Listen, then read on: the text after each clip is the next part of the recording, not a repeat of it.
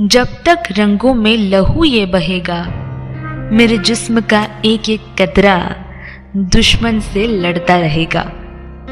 होगी जीत भारत की, शहादत रंग लाएगी, शहीदों की कुर्बानी नई इबारत लिख जाएगी।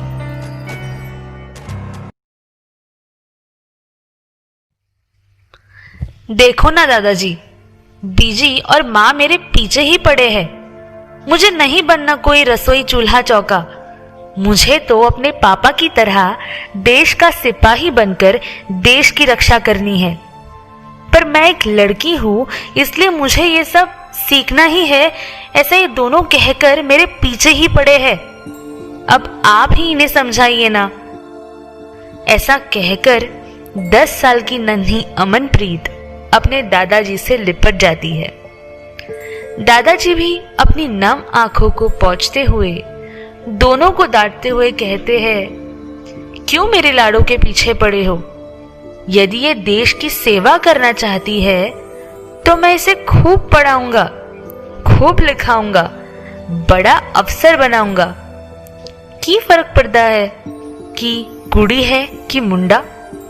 इसके रंगों में अपने कुलजेदे का खून है जो देश के लिए शहीद हो गया। वो भी चाहता था कि उसकी औलाद देश की सेवा करे, चाहे मुंडा हो चाहे कुड़ी। क्या तुम्हें याद नहीं, अपनी अमनप्रीत के जन्म से ठीक 3 दिन पहले सीमा पर युद्ध छिड़ जाने पर यह कहकर गया था कि देश को मेरी बहुत जरूरत है।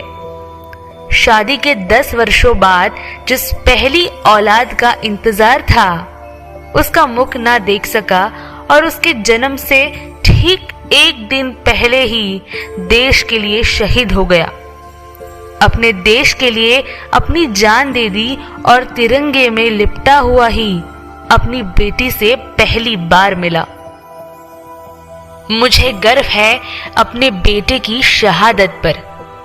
अब ये मेरा फर्ज है कि मैं अपने बेटे की इच्छा का सम्मान करूं और उसके लाडों का सपना जरूर पूरा करूं। ऐसा कहकर दादाजी फफक फफक कर रो पड़ते हैं और अपनी पोती को गले लगा कर लेते हैं। ठीक 12 साल बाद जब उनकी पोती एयरफोर्स ऑफिसर बनकर लौटती है तो पहला सल्यूट दादाजी का ही होता है।